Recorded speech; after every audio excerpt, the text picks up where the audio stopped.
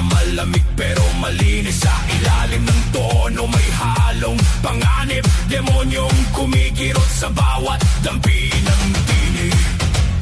Lapit pa, lapit pa.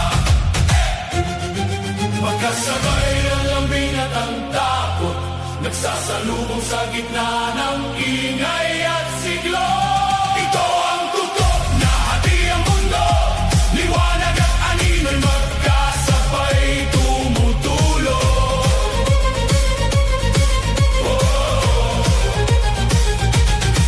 Walang tama o mali sa alon ng tugon, pinagbubuklod ng himig ang dalawang kahon.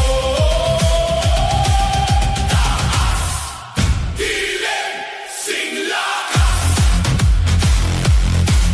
Taas, dilim, singlakas.